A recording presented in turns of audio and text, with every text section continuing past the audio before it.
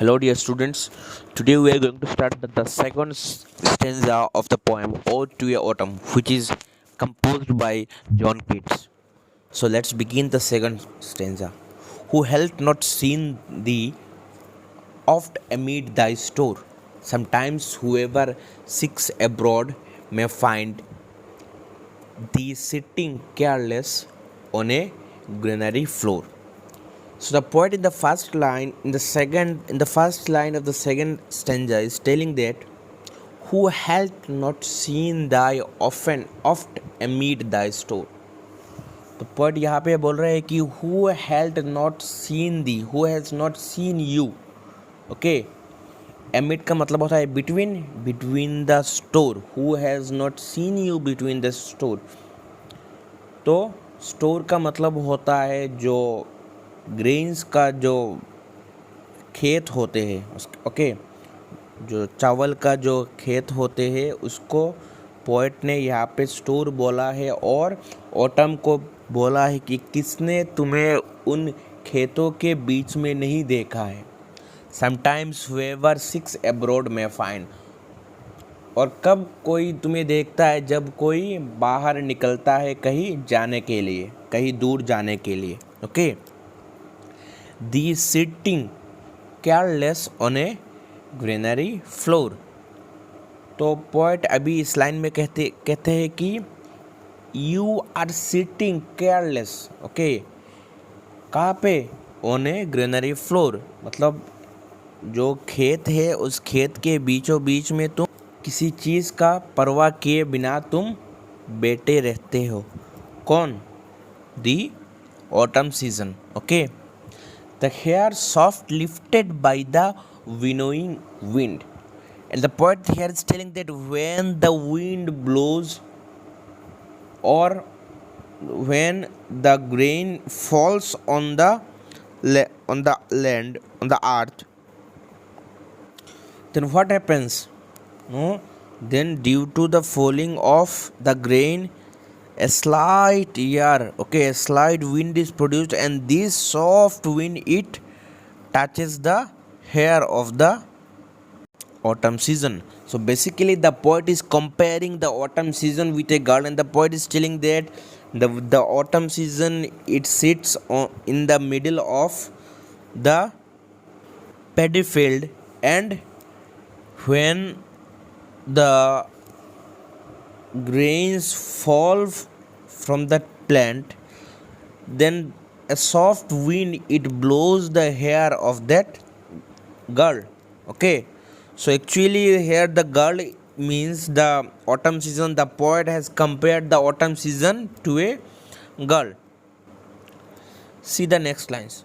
Or on half ripped furrow sound asleep, drowsed with the fume of poppies, while the hook spares the next sword and all its twined flowers.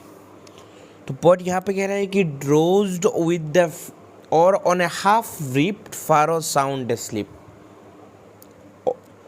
तो or on a half reaped furrow sound sleep, तो poet यहाँ पे बोल रहा है कि या फिर क्या, हाफ रिप्ड मतलब होता है half कटेड pharaoh sound sleep, okay. तो पोएट यहाँ पे बोल रहे हैं कि ये जो ऑटम सीज़न है, ये ऑटम सीज़न शायद इस खेत के बीचों बीच वो बैठी हुई है, और जब कोई ग्रीन प्लांट से गिरता है तब क्या होता है, सॉफ्ट एयर प्रोड्यूस होता है, और उस सॉफ्ट एयर जाके उसके बालों में टच करता है, तब उसके बाल थोड़े धीरे से लिफ्ट होता है, ओके, मूव करता है. और या फिर ऐसा हो सकता है कि or on a half reaped furrow sound sleep.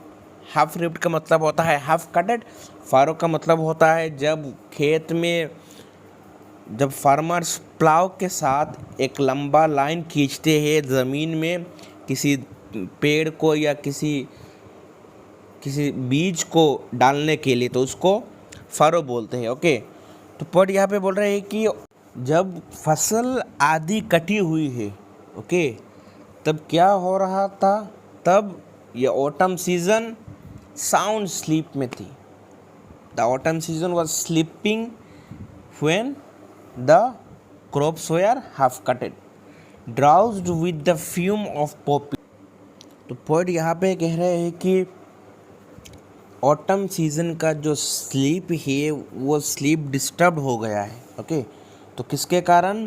Due to the smell, due to the scent of the poppy plant. Okay, so what is poppy plant? Poppy plant this are a ये एक नशे की plant है जिसको उगाया जाता है, और उस प्लांट का जो स्मेल है, उस स्मेल के कारण क्या हुआ, जो ऑटम सीज़न है जिसको पोएट ने कंपेयर किया है एक लेडी के साथ, उस ऑटम सीज़न का स्लीप डिस्टर्ब हो गया है और वो अभी हाफ स्लीप में है. मतलब he is not in the autumn season, is not in complete sleep, rather its sleep is disturbed by the fragrance or by the smell of the poppy plant. While they hooks spares the next sword and all its twined flowers. तो अभी क्या हुआ, अभी while thy hook spares the next sword and all its twined flowers.